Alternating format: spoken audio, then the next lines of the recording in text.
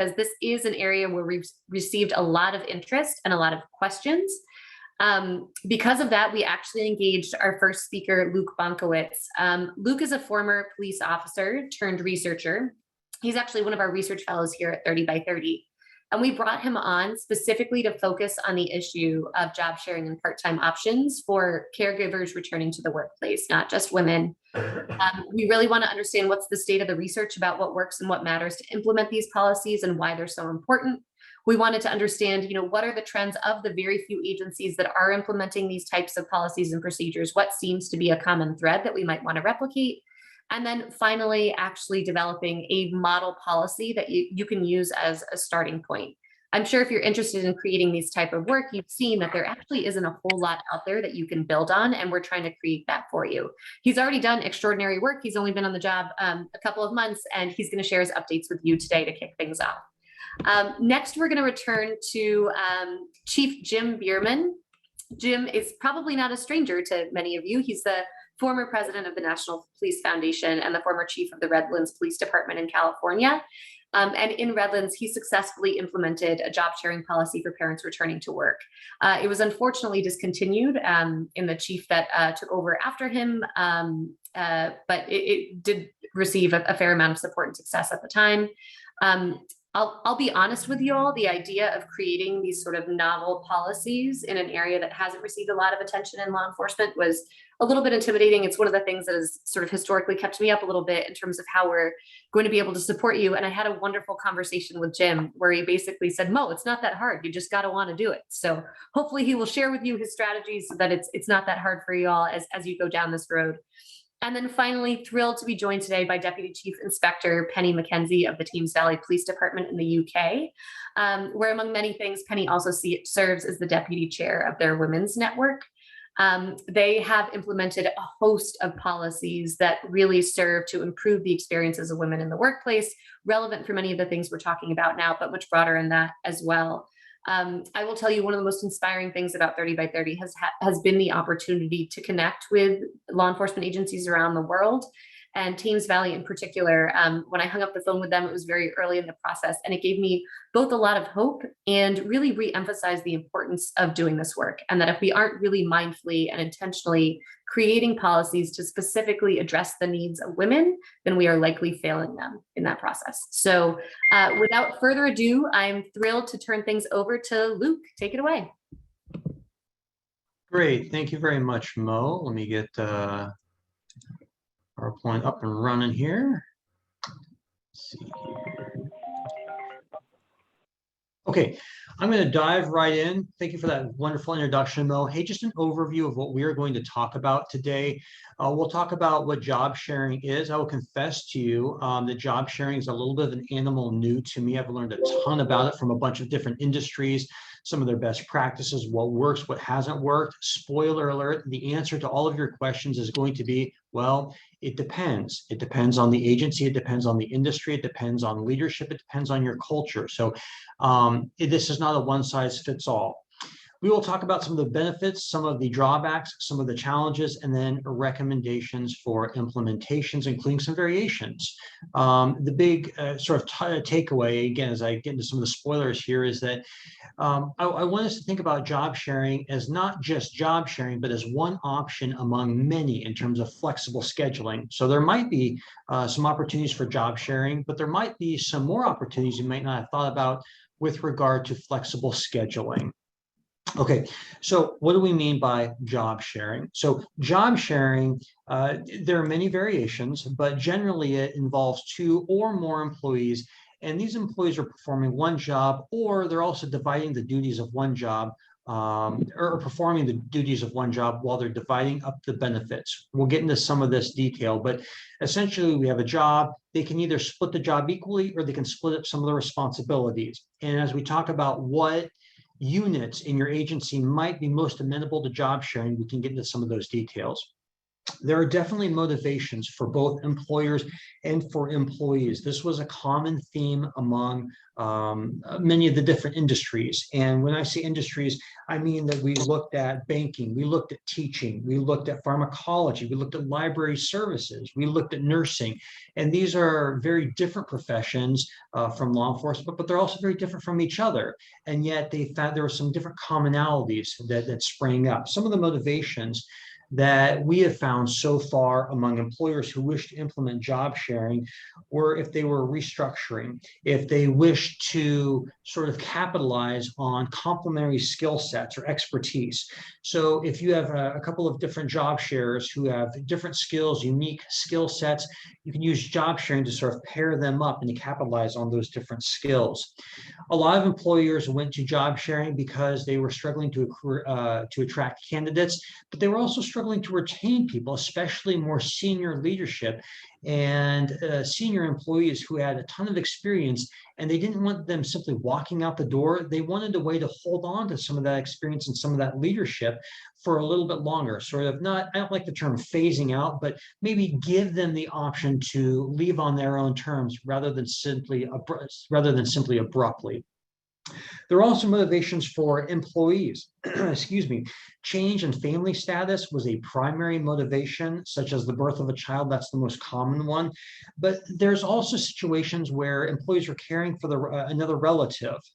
For example, something that cropped up again and again was that Generation X is being sandwiched or doubly taxed as they care for aging parents or aging relatives who have lengthier life expectancies, but they're also caring for children, especially grown children who are living with them and relying on them for financial support.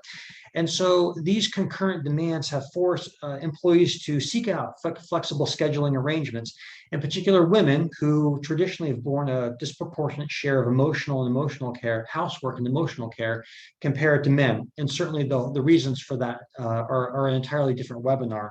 But regardless of circumstances, many employees these days do seem to want to continue contributing to their organizations if they have to care for a relative, but under a schedule that accommodates a diverse number of professional and personal needs.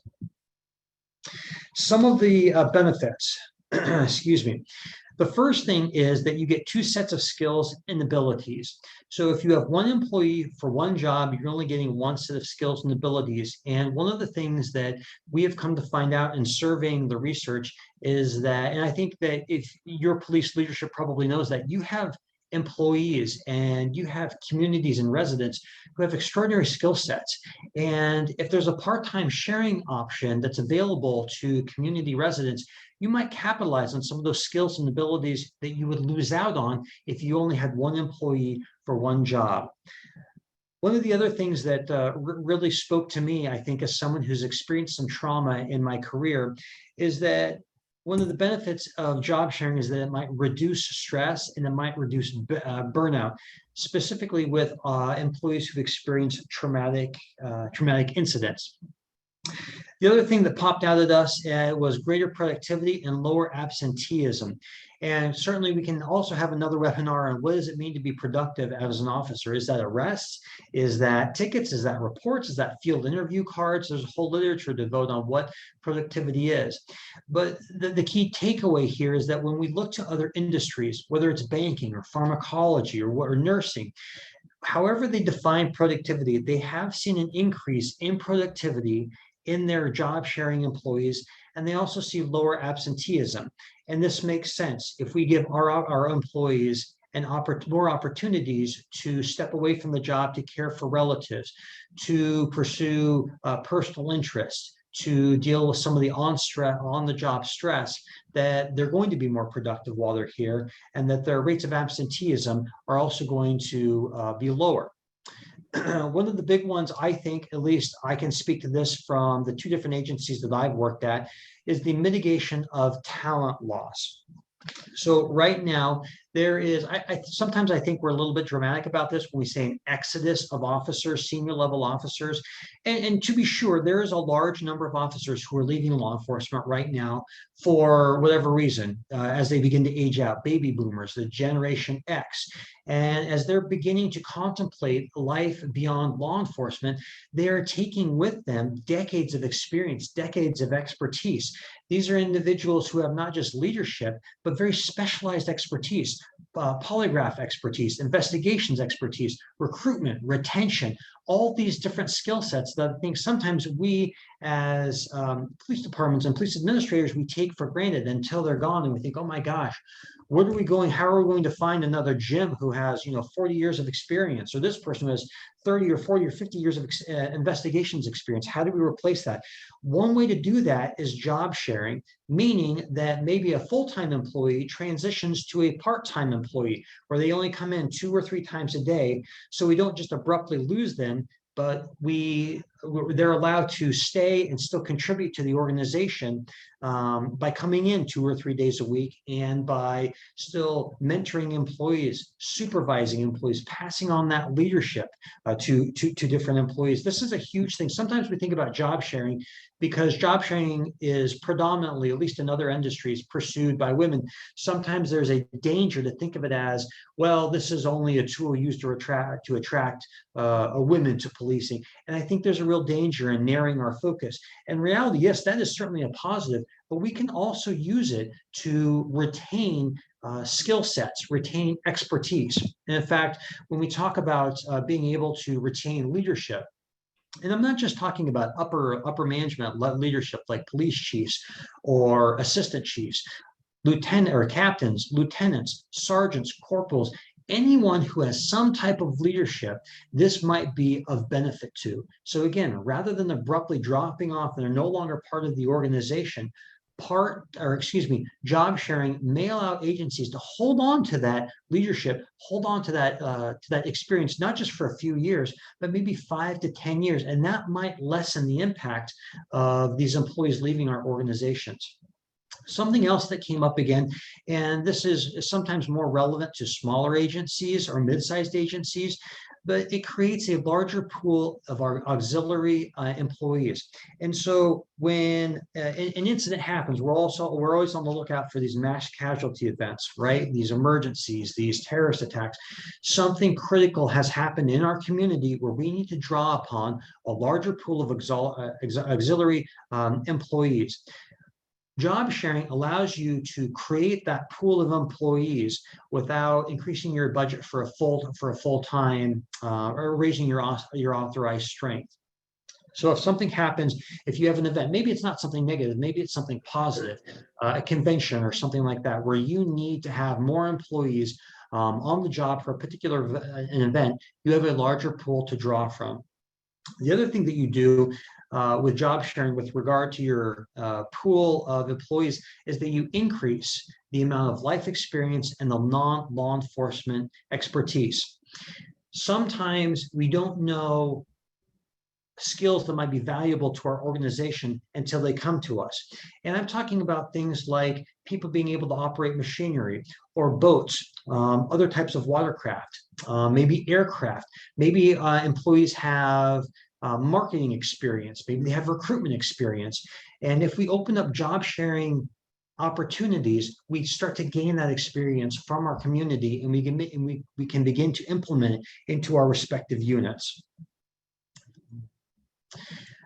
Something else that I didn't think of until I started looking into the research, and something that I encountered in my own agency, was that sometimes if we have job sharing opportunities that bring in different types of community residents, they really provide us a unique perspective on our policies and procedures. A quick specific example I will give you is that at one of my agencies, we were evaluating our driving under suspension policy, and we were thinking about making some changes to the policies to reduce recidivism among suspended drivers. And this sounded like a really good idea until someone who had some expertise with lower income families, they had some expertise with reaching out in kind of the social service realm, they raised their hand and said, listen, you're correct. What you're proposing might reduce recidivism among driving under suspension drivers who are under suspension and they were caught driving. But what you might not consider is you're going to take away a vehicle from a family who is struggling to make ends meet. So yes, you're going to reduce recidivism, but what you might be doing is increasing disparity among lower income, increasing disparity among some of our racial and ethnic groups. And if we hadn't had that particular experience, we may not have modified our policy with regard to suspended drivers. That's only one small, tiny example. The larger point to be taken away, I think, is that if we have job sharing or part-time opportunities for at our agencies, it might draw in a different segment of our population and a different segment of our residents who can provide a unique perspective on policies and procedures that we might not have previously considered. There are some drawbacks, however. Excuse me. There are numerous documented benefits, but there are some drawbacks. I think for one of the big ones, excuse me, as I go back here, is that initially you might have to train and equip people, multiple people for one position. And I know that there are some agencies who might not have the funds to do this. If you have a sworn employee position, well, now you're equipping someone, 2 duty belts. Certainly they can share cruisers and other types of equipment, but when it comes to vests or badges or firearms or all the other tools on our tool belt, you're going to have to be equipping people for multiple positions. Second, it's more employees to supervise, counsel, and mentor. And sometimes we think about this only as in terms of, well, you're going to have to approve more reports or approve an arrest or a lodge or something like this. I sometimes think that we don't properly estimate the emotional time that it'll take supervisors or emotional energy it takes to supervise multiple people. So a supervisor might go from supervising 6 to 8 to 12 people, whatever it is at your agency, maybe more, to perhaps 14 to 16. And granted, they're not there all the time, but you're still going to have to supervise them. You're going to have to counsel them. You're going to mentor them, going to have to do annual evaluations on them. So that is a potential drawback. One of the bigger ones that we encountered in the literature was that there is the potential that job shares might be marginalized, and we might see the reinforcement of gender stereotypes and the perpetuation of gender inequality in law enforcement. So our profession is amazing. We do a lot of things well. There are some things that historically we have not done very well, and that has to do with gender equity, and that has to do with inclusivity and diversification of our profession and of our police departments. And because job sharing has been predominantly pursued by women, and if it's pursued predominantly by women in law enforcement, there is the potential, I'm not saying it's going to happen, there is the potential that our job shares could be marginalized, maybe excluded from feeling like they're a part of the culture, like they're a part of the agency. Sometimes we see this divide between our professional staff and our sworn staff. That divide exists. That divide might exist between our job shares as well. Another drawback might be an inability to match two officers to the same shift. Excuse me. Oftentimes, union contracts dictate how officers bid for shifts, how they bid for scheduling assignments, how often that goes on. And there might be some logistical hurdles that agencies have to clear so they can match up two officers to the same shift. In addition, job shares might not be able to there might be limited benefits for these job shares. Health insurance is a huge one. Pensions, retirement, are they going to be able to contribute to the same one? That's going to be a drawback that's going to have to be sorted out. And we'll talk about this in a little bit more detail as we talk about overcoming obstacles to implementation. There might not be an interest to justify job sharing in certain agencies and in certain jurisdictions. Again, this is one of these situations where I'm going to say, well, it depends. Depending on the state, the locality, the population size, that you have to draw from, there may or may not be interest. The interest may vary according to these different jurisdictions.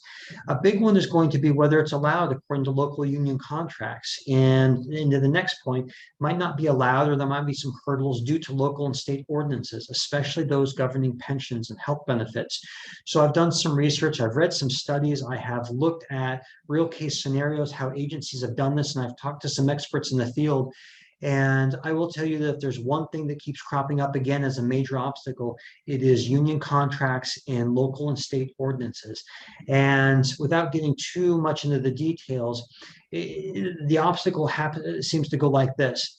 State agencies or state legislatures might have laws that say, well, only certain individuals who qualify under these regulations are able to contribute to pensions, are able to draw a pension, to contribute to an IRA, whatever the retirement system is. And that's a big hurdle for officers. The other option, or the other hurdle, is regulations concerning health insurance and other big benefits that job shares might be interested in.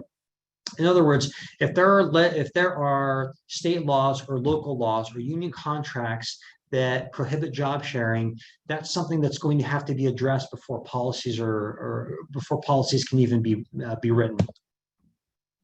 So as we talk about some considerations for implementation in the last 5 minutes here, these are the things that, this is kind of the conventional wisdom that's out there from people that we have talked to, from agencies that we have talked to the literature. They basically say, if you want to do job sharing or some variation, here are the things that you're going to have to look at. And the first thing that kind of came up was, one, you need to scan the landscape and identify what legislation and ordinances are going to affect your certification of law enforcement officers, training, and your retention of officers, especially those classified as volunteer, auxiliary, part-time, whatever it is. If there are state laws that say, hey, your certified officers have to do this, your training has to look like this, if you're going to retain officers, it has to look like this, you need to be aware of those before you start drawing up your job sharing policies, because you don't want your job sharing policies to be in violation of any of those things. The second thing that kept coming up again and again, people kept telling us about, was collective bargaining agreements. They said, look, if you're going to design a job sharing program, not only do you have to scan the landscape for any laws or ordinances, you need to pay attention to those things that pertain to collective bargaining, retirement plans, pensions, and then employee benefits. So if there is legislation out there that says all employees, all state employees, or all city employees have to abide by these regulations, they have to do this to get their retirement or to contribute to a pension, and they have to meet these things to get these employee benefits, then the job sharing plan has to abide by those. Your other option is going to state legislators, going to your elected officials locally, your city council members, and going to your union leaders and say, listen, we'd like to implement job sharing or some variation, but we need to tweak the rules a little bit. We need to change the laws. That's a conversation that's going to be had, that's going to have to be had. And sometimes that's daunting, but we have been encouraging people to take the long view. The most successful job sharing programs that we can find, even if it hasn't been continued under another police leadership, has been that you have to take the long view. This is not something you're going to be able to implement in 3 to 4 months. This is something that might take 6 months or a year or a couple of years to successfully implement, but we think it's worth it.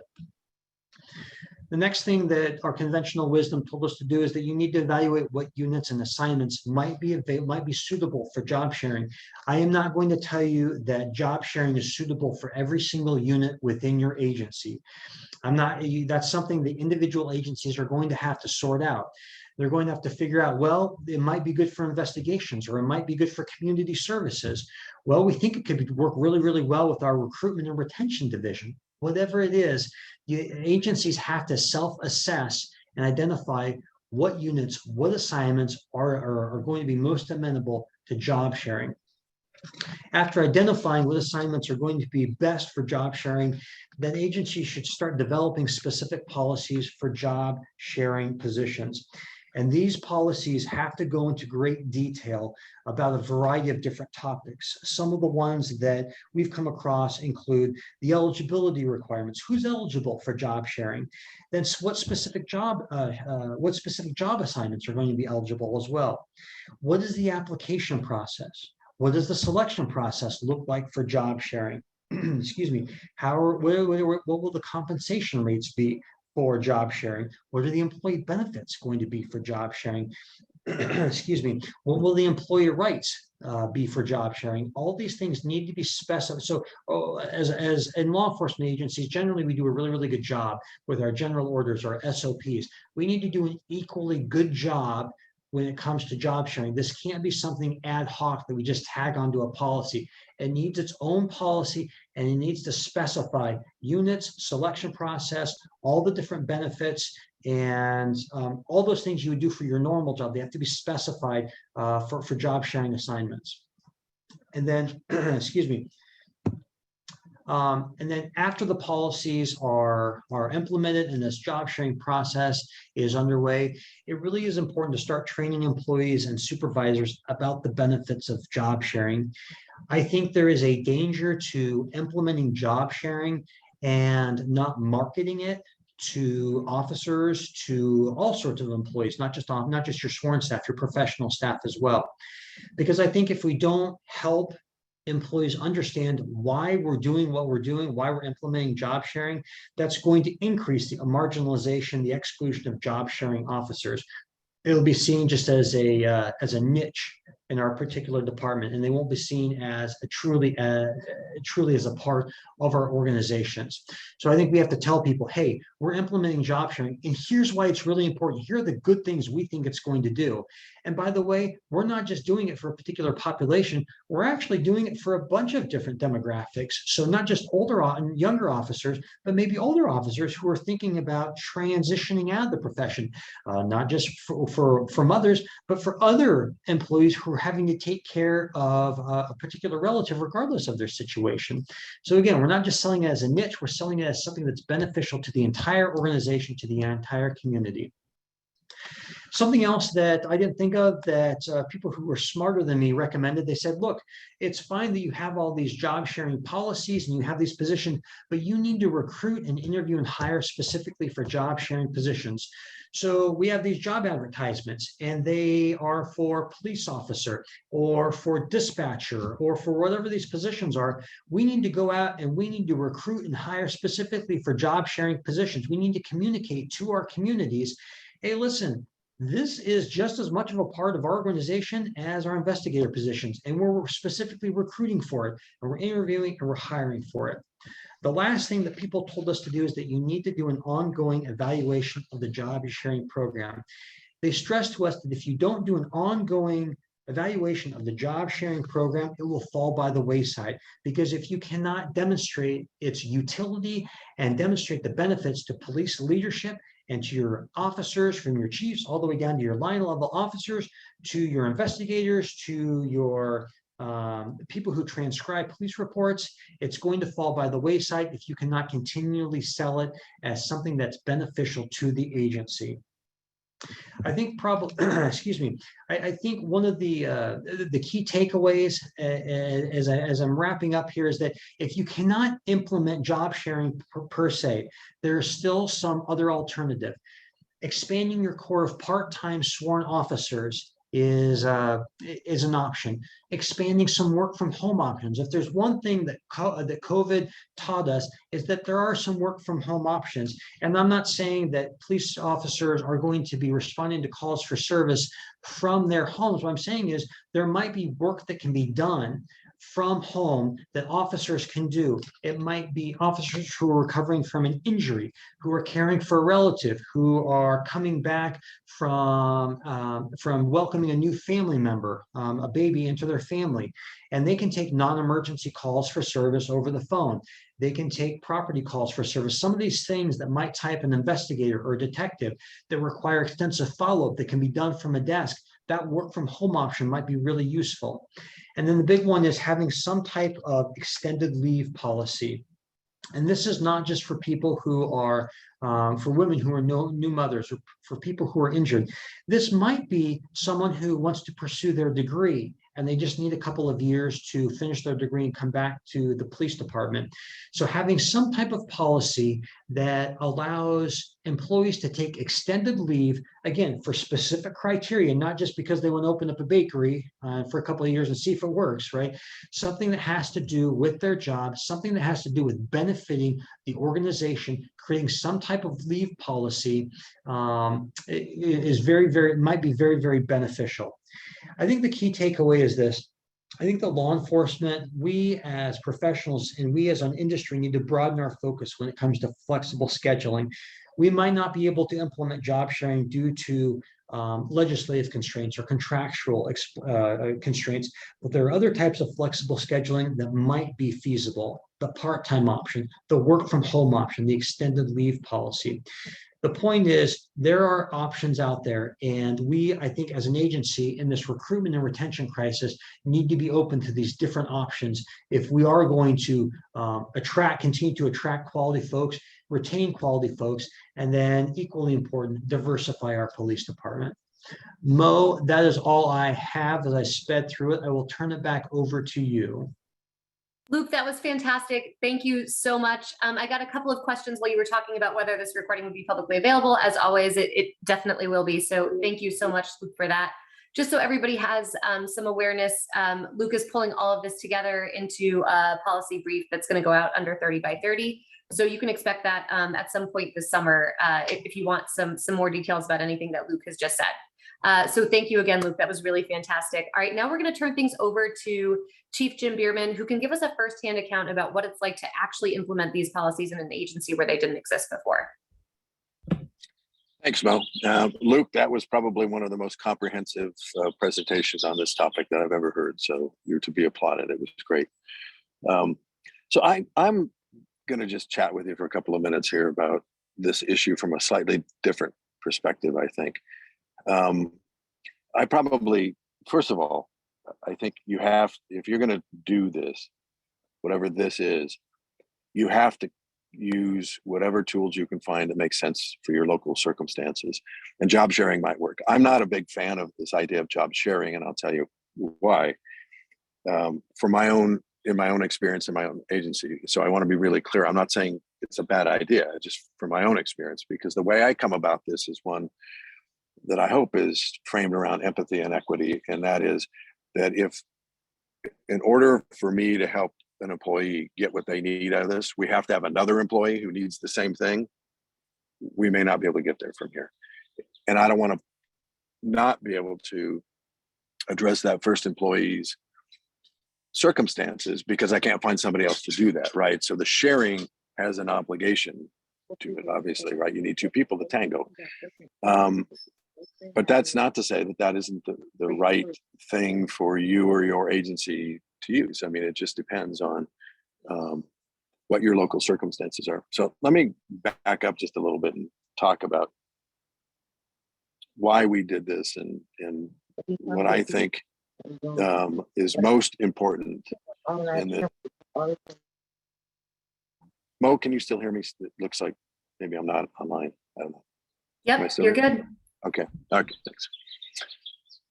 So Mo said earlier, I was a little flip when I told her, I said, hey, Mo, you just got to want to, you just got to want to do this. And I think that while that is a flip and it sounds easy to do and good, this is not easy to do, by the way. And I want to acknowledge that, but I don't want to talk right now about how difficult it is. It can be difficult, but you're all leaders on this.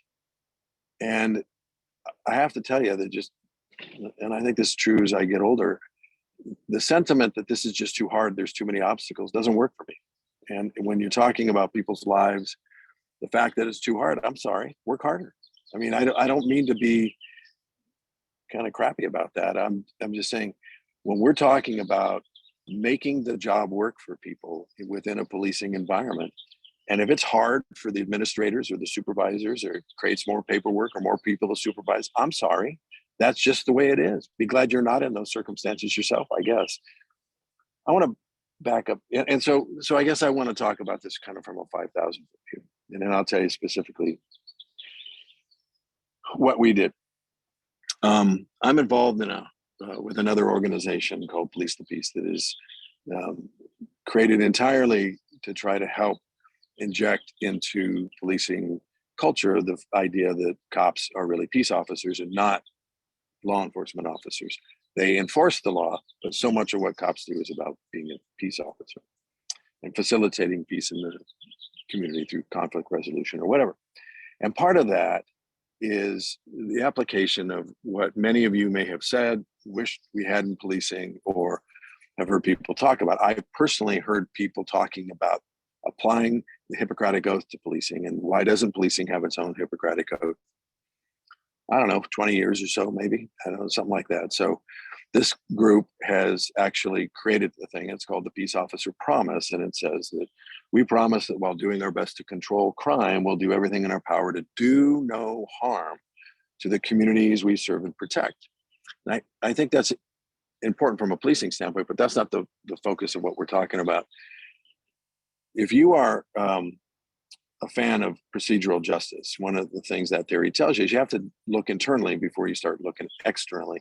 Are your policies, procedures, and practices procedurally just as it relates to your employees and volunteers, the members of your agency? And I think that there's a place to apply the promise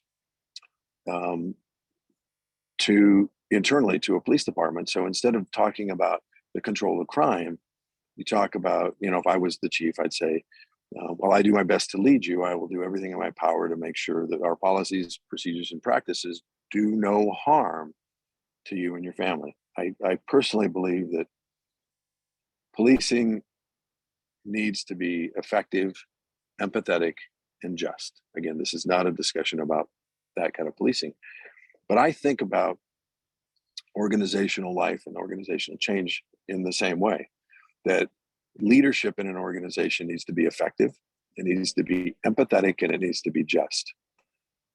Now, you may have noticed I'm a dude, therefore I can't have babies, right? And I've been blessed not to have a loved one have a long-term ailment or a terminal disease that would have caused me to want to work less than a 40-hour week. But I have friends who are women. I've worked with women, and I've had friends who've lost children to cancer while they were on the job, parents, spouses, and all of that. And I believe that what those employees need from their organization is empathy, and they need a just orientation to how they retain their job and all the things that we've done. I don't think policing has been good to women, personally, as a general rule. Because we have been locked into, and my own agency was like this, locked into this perspective that you work 40 hours a week, you work, if you're in patrol, you're part of this, if you're new, you go to nights, and eventually with enough seniority, you work your way to days.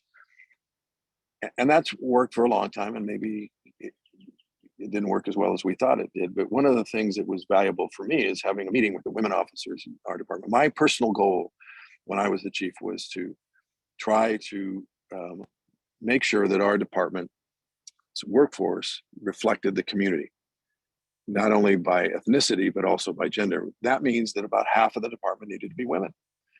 And so I was very clear that if that was the outcome I sought, and I think this is where we go off the rails sometimes in policing, is we're not clear about the outcomes we seek.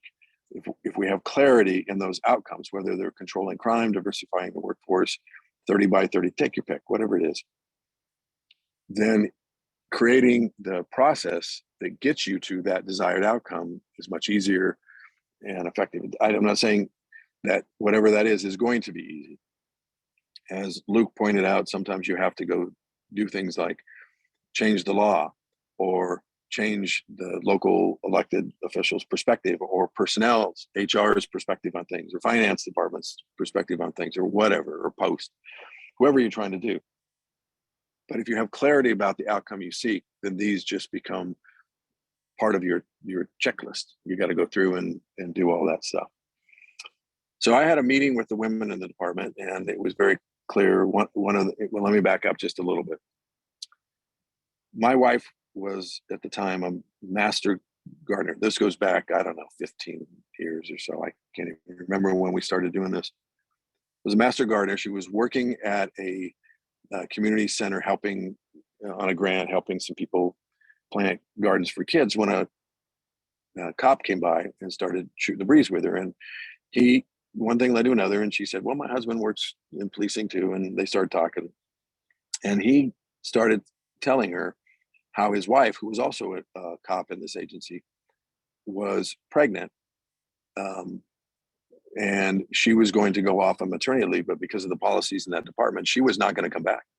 And he just didn't think that was right. He didn't think that was just, that he got to keep his career as a parent, but she didn't get to keep her career as a parent, because they were going to put her back on working nights and in patrol and blah, blah, blah.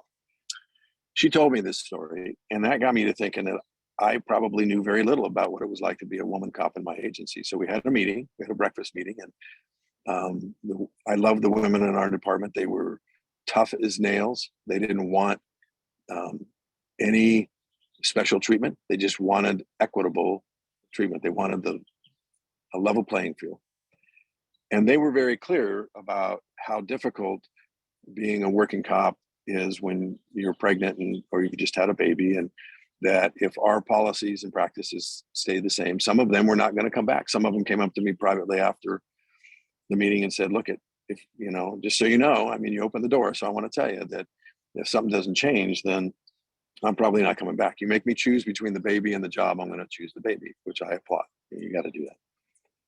So the outcome I sought was making that working condition work for women, because I wanted to retain them. So in the police departments have a lot of facets to them. When you're the chief, you have to think about a lot of different things. And one of the things you have to think about is really the business of policing and the cost of recruiting, hiring, training, and then getting cops up to a point where they can do the job without much supervision. We quantified this one time for the city council, because we were having trouble paying our cops what they should be paid. And back then, we calculated we were probably around $300,000 of investment in that one employee. That doesn't include equipment or anything else, to get him to that point. So from a business standpoint, why would I want to watch my investment in that employees, the people of your organization are the most valuable asset. There's nothing more valuable than the people in your organization. So why would we, but we put a number to it, because, that was the way government worked, at least at that point. We were always having money problems. Why would we let that huge investment walk out the door and go someplace else that somebody else would employ? Because we spent a lot of money and time training our people. I thought, had the best cops in the region. We jumped through a lot of hoops to make sure we were getting the right people for our community. So why would we not want to retain them? So the outcome we sought was keeping those people and increasing the number of women in the department for this slice of this conversation. So we started looking into it, because we asked the question, why do they have to work full time? What are the rules around that? I don't know. I had no idea. So we call up the California's Commission on Peace Officer Standard Training, said, hey, what's a cop got? How many hours does a cop have to work to keep their certification with you guys? 21 hours a week. So that became the standard for us in California. So we started talking to, again, the key women in the organization that had real leadership potential or acumen, and said, here are the parameters within which we have to work, because part of our goals, the outcome was not just keeping women and attracting more, but also, can we extend this program to everybody? And here's going to be the guidelines, because at 21 hours, you keep your benefits, your retirement, all these things you need. And from an organizational perspective, you're going to keep your seniority. I'm going to make sure that you don't get bumped and that. And we're not going to penalize people because they're the ones who have to have the babies, or because their kid has cancer or their wife has a disease or whatever. So of course after I had a meeting with the girls, I had to have a meeting with the boys, and I had to go talk to the guys and say, look, this just isn't about the gals. They may use it more than everybody else, but God forbid your child develops childhood cancer. I have a friend that this happened to, and his child died.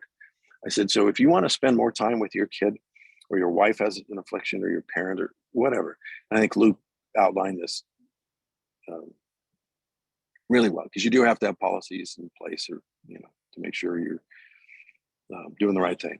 I said, you want me to tell you yes or no? You can change your schedule if your kid has cancer and you need to spend time with them to help them through recovery. What do you want me to say? You want me to say yes? Or you want me to say no? And of course they want me to say yes. So I said, this is open to everybody. This is not gender specific. Now, if more women access it, because we have much more incidence of pregnancy than we do cancer or these other ailments, so be it. But this applies to everybody. We're going to be equitable. We're going to make sure. I thought my job, in large part, was to facilitate the success of the people that worked in that organization, wherever they were and whatever their interests were. And everybody's different, So we did this. I'd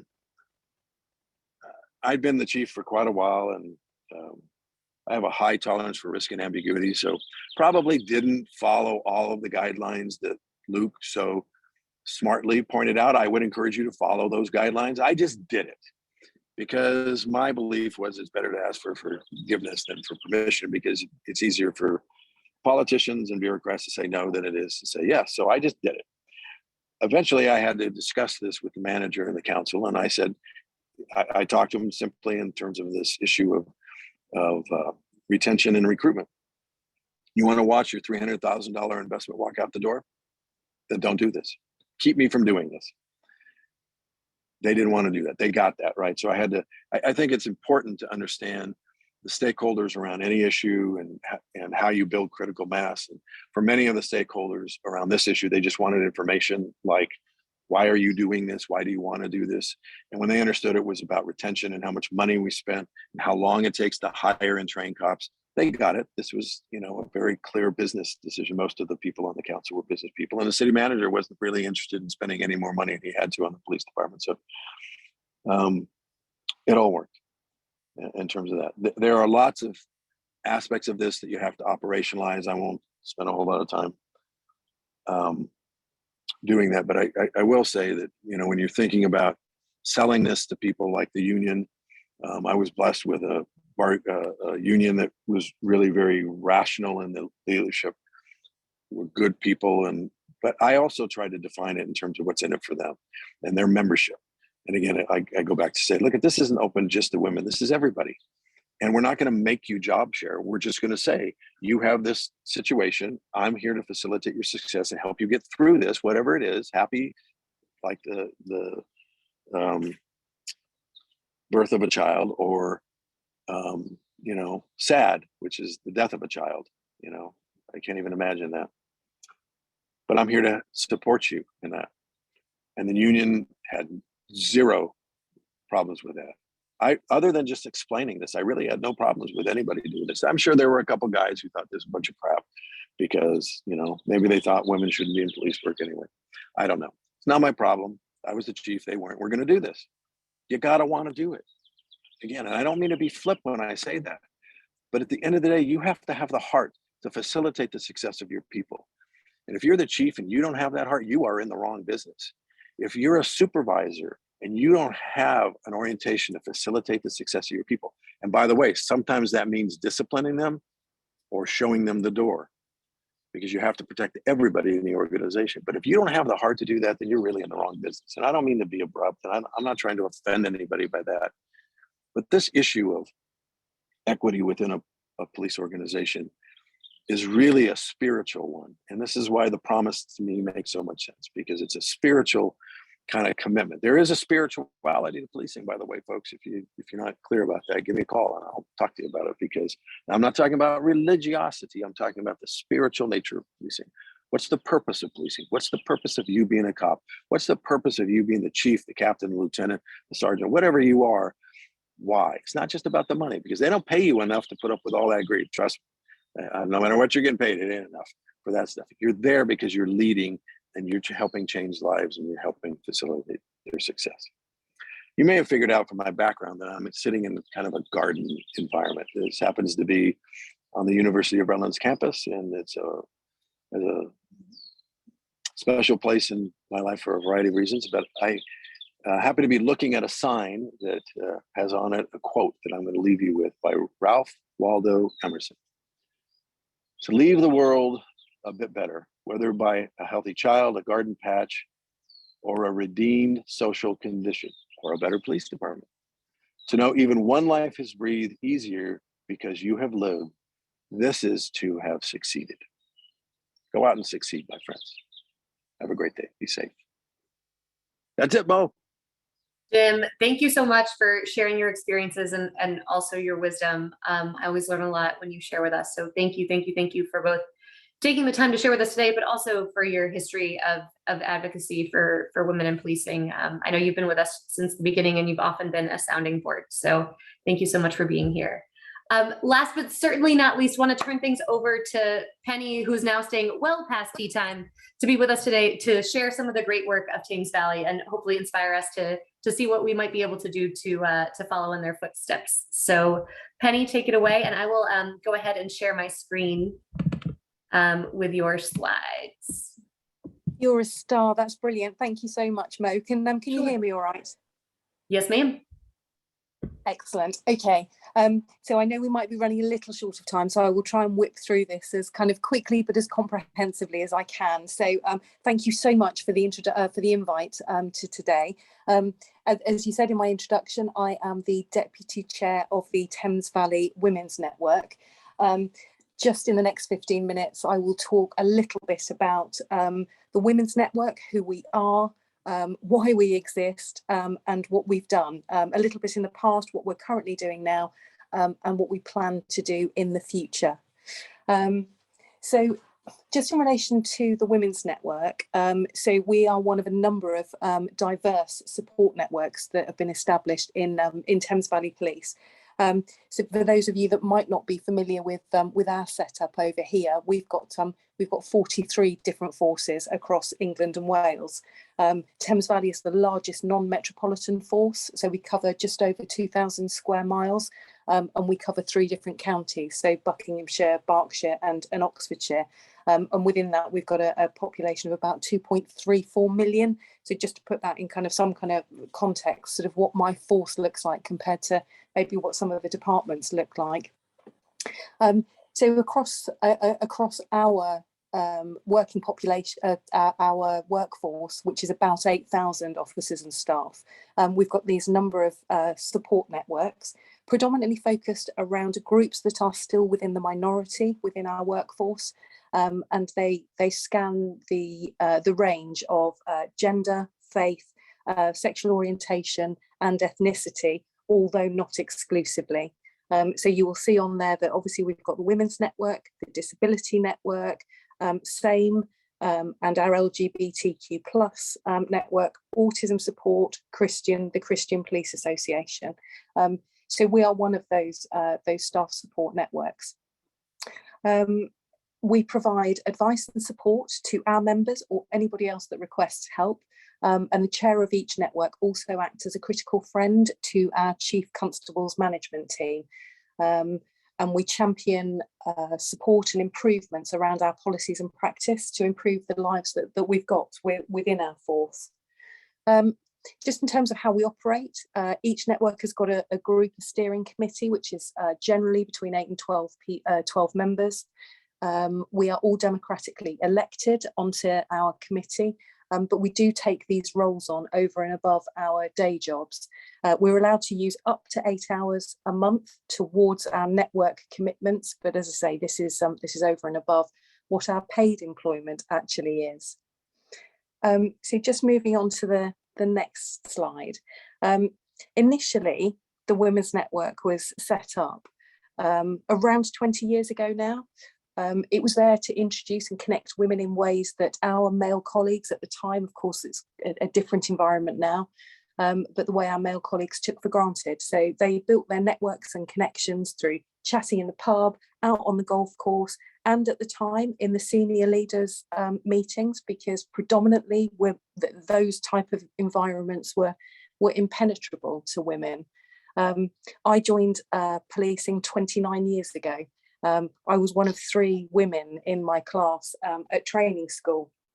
We're in a very, very different environment now. We've made significant inroads into some of those challenges that we were facing 29 years ago. As the stats show, just under 50% of our new recruits are now women. Women across our officer workforce make up nearly 37%. Just over 60% of our staff employees are women. 51.5% of our PCSOs, so these are our police community support officers. So they're our officers who work out and about in the communities on the ground next to officers, but don't hold the same level of warranted powers that our officers do. So overall, in my force at the moment, just under 47% of our total workforce is women, which is leaps and bounds from where we were 29 years ago. It's an improving picture, however. As the next slide demonstrates.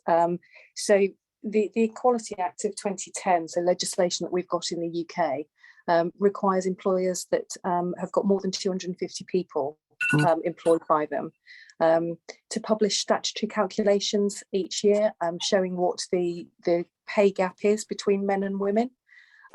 Our most recent report, we haven't obviously completed 22 yet, but our gender pay gap report showed that men are paid on average on a mean hourly rate 10.17% higher than women. We're still significantly underrepresented in more senior, so I'm talking about at my level and above, chief inspector and above ranks, and we're still significantly underrepresented in what we deem as specialist departments. So they are departments like those, the motorway cops and those that carry firearms, because of course for us carrying a firearm is not routine as part of our equipment. So still work to be done. And this for me is where the Women's Network comes in.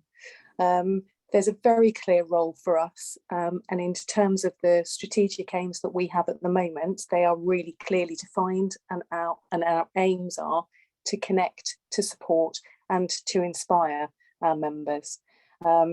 We connect women with each other in the form of shared experience, through advice, through coaching and mentoring.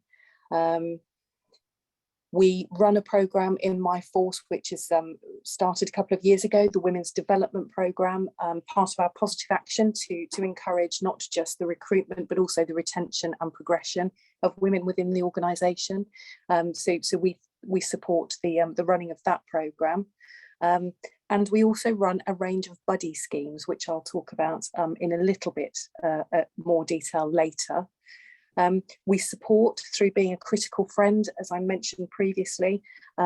We have that seat at the table so that we are an influential voice during policy discussions, not just around gender issues, but specifically around gender issues, advocating for those what we call flexible working opportunities. I think probably Luke referred to those, flexible scheduling. So that we can try and achieve that balance for our staff between work and home life, and the flexibility as work and home looks different and changes over the course of somebody's career, that they have that flexibility to lift and shift depending on where their responsibility and their focus needs to be.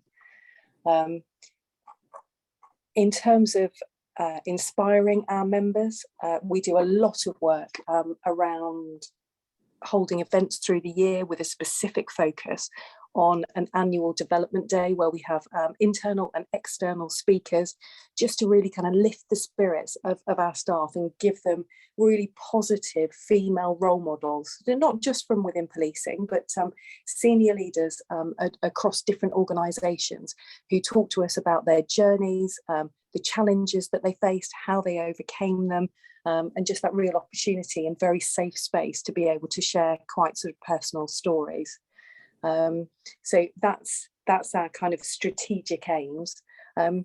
Just in relation to our buddy schemes, which I mentioned, So across probably the last 10 years, because I work for a force that that I think is actually quite forward thinking. We've already got policies in place, quite detailed policies that cover things like flexible working opportunities, working from home opportunities, extended leave policies. So we've made tremendous inroads around some of those policies, educating our staff about the quality of access to those schemes hasn't always been easy. And members have often come to us and said that they've had specific concerns around facilitating maternity leave and coming back to work and being able to agree the flexibility around that return into the workplace. So we set up buddy schemes initially around maternity buddies and flexible friends. So for all of our members that were approaching or on or returning from maternity leave, or those that were seeking to work flexibly within the organisation, so that they had a nominated point of contact, somebody that had probably got that lived experience and had gone through some of the ups and downs of that journey, and were able to help people kind of shortcut and navigate their way through that.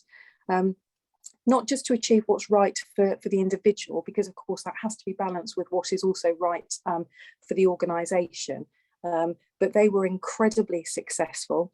People really reached out and asked for that support. And on the back of that, we now have a range of schemes where we offer support through parent pals for anybody that is a parent within our organisation, including those that are going to become parents through adoption. Recently started, we've had a much greater focus now on menopause and the impacts that can have on women in the organisation at particular points in their career. And we've got, we're just starting to write our menopause friendly policies. I can't believe I'm saying that in this day and age, but we are just starting to write those policies, and I'm really pleased that we are. We also focus on other areas that affect predominantly, but not exclusively, women.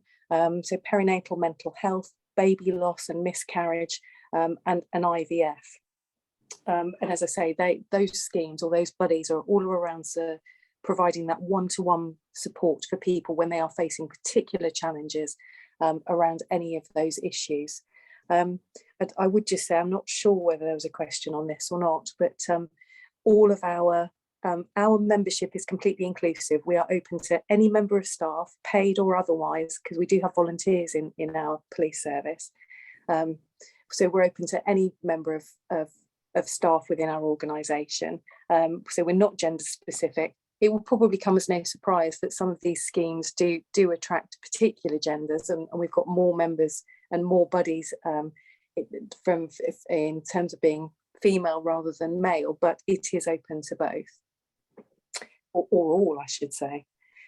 So just in terms of where we are with the numbers of our buddies across those schemes, I think we've got just under 300. I think the next slide probably shows the cross section of how many buddies we've got in each of those schemes.